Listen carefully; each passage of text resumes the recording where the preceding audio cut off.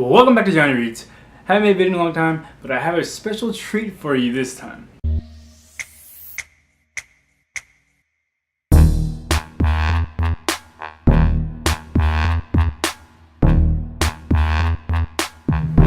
So, a little backstory. This is going to be a book that I've already read before and I've actually already done a video for, but it fulfills a requirement for my reading challenge for this year that I'm going like crazy to try to complete.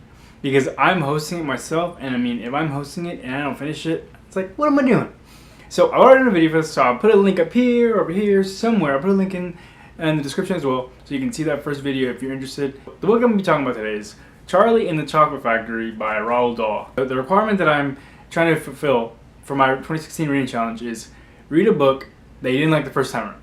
And boy, I did not like this one at all the first time around. I'm not even going to tell you about the story because if you haven't read the book, if you haven't seen either of the two adaptations, then what are you doing? Like, what are you doing? So, I'm just going to get right into what I did not like about this book the second time around. The writing style. I hated it. Roald Dahl, for some reason, again, this is something that I pointed out in the first time, he uses exclamation marks everywhere, and it just comes across as everybody's yelling at everyone all the time. There's just way too many of them, and I just can't get over it.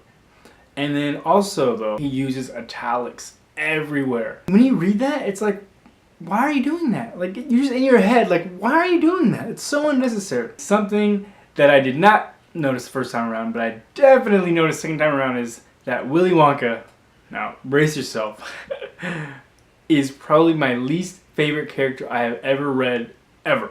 This is coming from someone who's read hundreds of books, right? I'm not going to back down from my own opinion. I hate Willy Wonka. And let me tell you what. He is condescending to every character in the book. But two. Charlie and the grandpa. And then when they meet the family at the very end. But every other character that Willy Wonka speaks to during the book, he's condescending towards. And it's the most annoying thing that I have ever read. And like I said, I've read hundreds of books, so you probably think I'm crazy and I'm saying some nonsense, but I'm not going to back down from my own opinion. And it's just so frustrating to see that. And something else that I did not see the first time around that I saw the second time around and I hated it was that Roald Dahl, as the writer, as the narrator, and then I believe Willy Wonka as well in the book, they refer to characters, one specific character, and I'll let you guess because I'm sure you already know these characters by memory, as fat. I mean, just over and over, like describing them, whatever, and it's like, blah, blah, blah is fat, blah, blah, blah is fat. And it's like, what is the point of that? Like, everyone wants to talk about politically correct, blah, blah, blah in the time of Trump, but I don't see anything that adds to a book by calling a character just fat by other characters or the narrator or whoever. I mean, that's pretty much the book.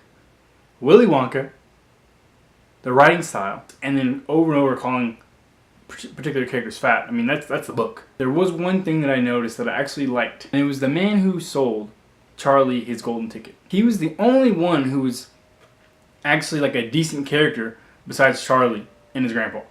Everyone else is like, they're made out to be stupid, they're made out to be ignorant, they're made out to be brats. The guy who sold him his ticket was a nice guy when everyone's, crowding him in and people were coming in to give him money for his ticket.